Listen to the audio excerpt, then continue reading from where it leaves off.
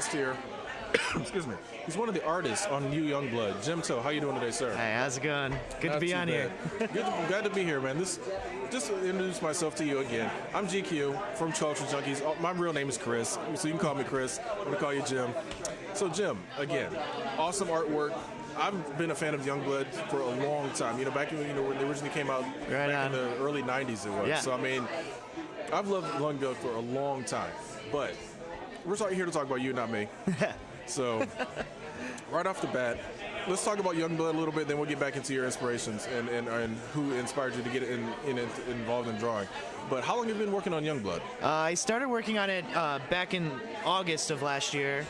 It all started from me tweeting Rob Liefeld a bunch of character redesigns. Okay. I was basically just like doodling and kind of asked the question like, if Youngblood was created now, what would they look like? Because you kind of you wouldn't have the oversized shoulder pads and all the not as many pouches, and stuff like that. Yeah. So I kind of just like reimagined them, and basically on that cover right there, those designs pretty much stayed the same, but I tweeted it out to Rob just thinking maybe he'll retweet it and give me a few more followers or something. Yeah. The fantasy was that he would offer me the job, and so he replied just saying like, timing couldn't be better, let's talk, and we kind of hit the ground running from there. And you can't beat that. Yeah. That is awesome, man. So I mean, and that's one of the things that a lot of people are like, how do I get into the business? How do I get into the business?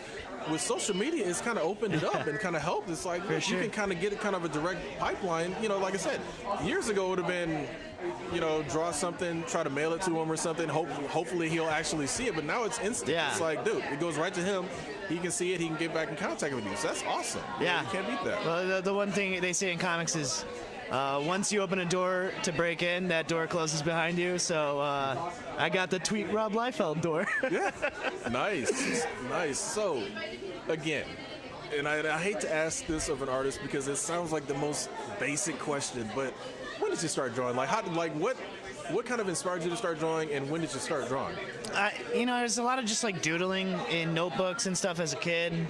Kind of always kind of liked it, but it was never like, wasn't disciplined about it and like trying to like pursue it as a career until after high school. I was going into graphic design, and a lot of your introductory courses in like a graphic design program will have you like drawing and stuff. And so I kind of like I refound comics at the same time, and I rekindled my love for drawing, and it just kind of all came together, and I started pursuing it. And yeah, that's nice. I mean, and I like hearing that, because a lot of people they're like, once they're established and once they do something like, oh, I've been serious about it for all this time, it's like, not everybody starts everything off serious. I mean, it's like, there's times where, like you said, you're just doodling, and you're just doing it because you like doing it, not necessarily because like, oh, this is gonna be my career or whatever. It's like, I'm having fun. Yeah. And it's always good to be able to turn something fun into, a career, essentially, or into something that, that is profitable. So, I mean, that's awesome. So, I mean, so you've been doing Youngblood, like you said, since August. Tweeted Rob Liefeld to get in. So, I mean, it's kind of like you're living the dream, the way I look at it. I mean, let's just be real. It's like, because that's like somebody saying, oh, I tweeted Stan Lee, and it said that X-Men could use a little bit of tweaking here, and he's like, yeah, it could. Let's bring him on. So that's awesome, man. That's very cool. Yeah, no, he's a great boss to have, and because of the recent successes he's had with relaunching Prophet and Glory, which are fantastic books, he's really adamant about being completely hands-off. So Chad Bowers, who's the writer on the book, him and I spent, just the other night we were on the phone for 3 hours, like planning out some stuff, like maybe like issue 8 now. Okay. And issue 1 just came out Wednesday. Yeah. But Rob's really hands off, and he just lets Chad and I run wild. Nice. And like right off the bat, there was a lot of ideas we had where it was like, is he gonna let this fly and stuff? So we were sending like cautionary emails. Yeah. Like, hey, you're cool with this, right? He's like, oh, go for it. Go all the way. And so being able to do like a superhero team book that's kind of like the Avengers, kind of like Justice League, except nothing's off limits, is easily the funnest job you can have in comics. Oh yeah, it's like you said, it's like this, the handcuffs are off. Let's go, and that's the other thing that has always puzzled me. It always intrigued me is like, you just said, like, okay, you were with the writer on the phone for a couple hours, and you're talking about issue 8. and you, like you said, issue 1 just dropped, but issue 8, like you guys are that far ahead, you know, as far as planning and stuff. And it's like, I've always wondered that. It's like, you know, because sometimes you see like story arcs, it's like, yeah, you might have the basics down, or yeah, you might have whatever, but like how far, you know, in advance, you know, do some of these guys work? So I mean, that's awesome that you guys. Yeah, I'm currently I'm about to start drawing issue 6. So, yeah, Rob, you know, there's a history of Rob and the timeliness of his releases, I guess. Okay. And that's something we definitely want to avoid. I got you. So we got a huge lead time, and there's just no way the book's going to be delayed or anything. Right. You know, you're just so far out. That's cool. Now, I sat down with Carolyn, who was actually, I think, sitting right next to you at the table. Yeah.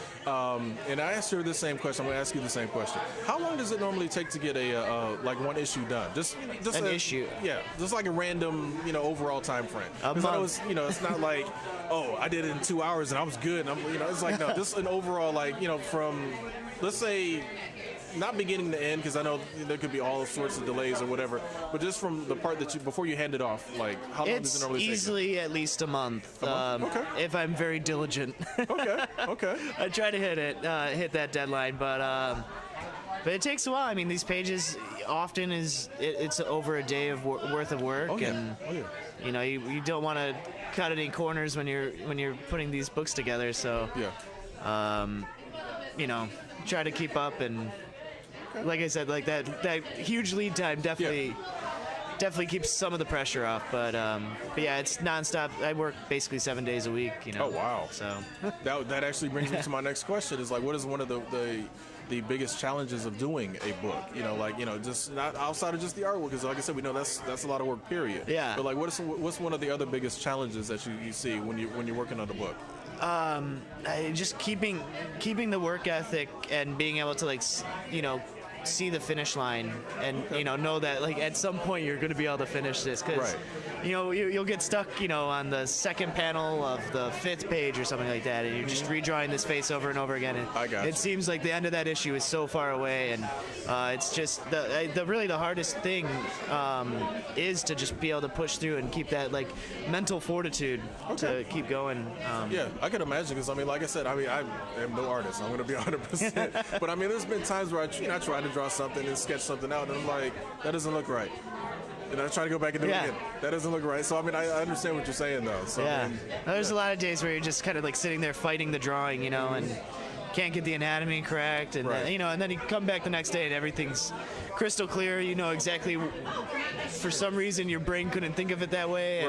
And you come back the next day and it's perfectly fine. You know, it's so weird. Yeah, and that's good. Like you said, having that lead time definitely helps too. So I mean, it's, you know, it gives you an opportunity to, you know, get that, you know, because sometimes there's just times when you're into something so much, you got tunnel vision, and you're like, I can't see it, I can't do it, and then you come back, like you said, the next day, and it's like, really?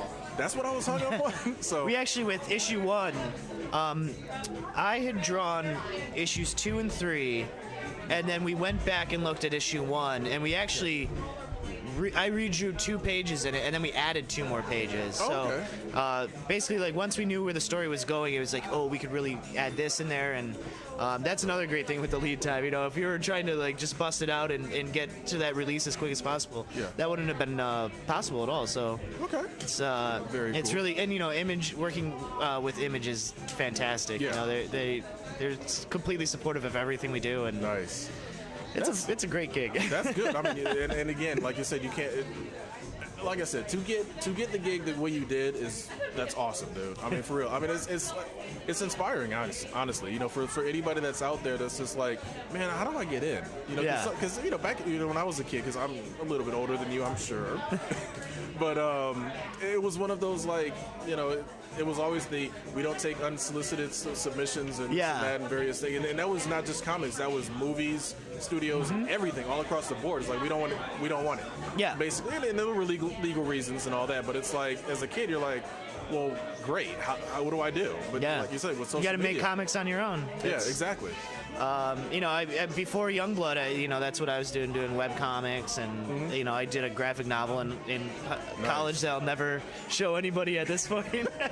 See, I was about to ask you, what did you do? But I'm not gonna show anybody. Oh, I made sure to bury it and never let it see the light of day again. That's fair.